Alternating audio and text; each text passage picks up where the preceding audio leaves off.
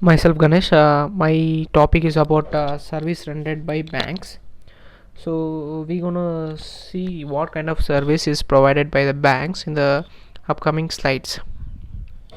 So banks provide some services to the individuals or customers or companies.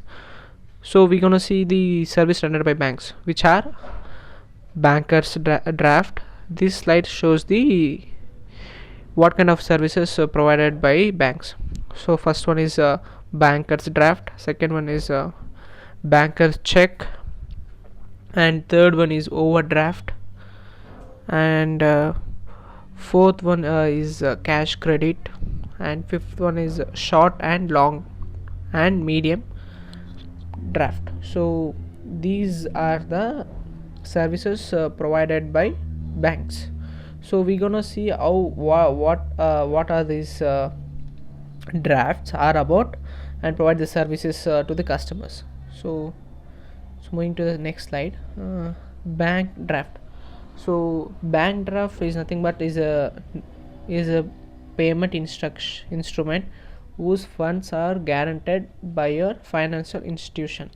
So your financial institution is nothing but a bank, so where you deposit a particular amount, deposit or withdraw from a bank. So an employee will withdraw money from your account and transfer it to the account in the banker's name. Then you will be issued a bank draft, which is a document made out in a name of a person who will receive the money. So bank draft is nothing but whose deposit in the bank and withdraws from your account, from his account. So he can also transfer to any individuals or company in the any other party name, which is another bank also. So this is how it is all about bank draft. You can deposit and withdraw for individual or individual persons or company, and you can also transfer that money to the particular persons of different bank also. So this is all about bank draft. So next is bankers check.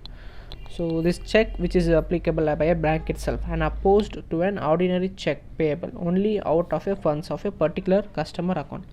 So bankers check is nothing but it is almost similar to the bankers draft.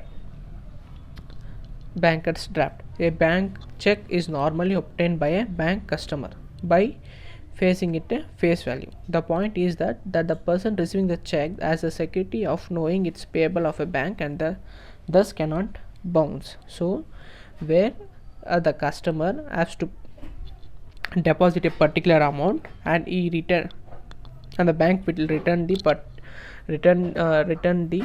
amount value in the name of check, so he can deposit or give to a persons or a particular company or in any other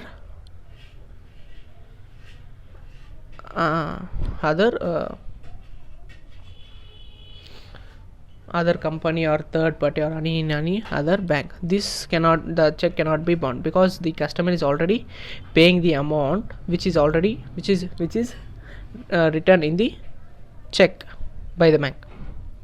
So next one is overdraft. So overdraft is the extension of credit from a lending institution that is granted when an account reaches zero. Basically, an overdraft means that the bank allows customers to borrow a set amount of money. There is interest on a loan, and there is a typical a fee per overdraft. So this overdraft means that you can withdraw the money even if you have the balance amount is zero. So it is like a temporary loan. So you can also withdraw even if your balance account is zero. Balance account is zero, so you can withdraw and later on you can pay it. So it will also charge an extra charge. It has also has interest. So if you are interested, you can take the overdraft. So next is about cash credit. The cash credit CC is a short-term goal offered to a business to meet their working capital requirements. whereas overdraft facility is funding offered by banks to individual or companies to withdraw money from the banks even if their account balance is zero or below. So cash credit is like a short term loan, so where the company or individual can take a loan depending upon their asset or salary, those kind of thing. Even if their account balance is also zero, they are ready to give the credit. They are also ready to give the credit based on the interest, based on the interest. It is mostly used for entrepreneurs or capital investment. So in this case the cash credit is most useful for the customers. So next is about short, medium, short, long and medium. So short term, so short term in the sense short term loan, you can pay the short term loan to 1 to 3 years. So you can take a short term loan for scholarships or for educational purpose or working capitals, trade, finance, etc. So whereas medium term loan, the duration is about 3 to 5 years. You can take the loan, you can refinancing of existing debt and a term loan, etc. And the long term loan is for 5 to 7 years. It also used for project finance, acquisition finance, and up to 10 years for the infrastructures finance also be used. So these are the short term, long term, medium term. Once the term is going to end, you have to pay on the investors basis or as a whole sum of the amount you have to pay, depends upon the which term you are taking a loan. So this is all about the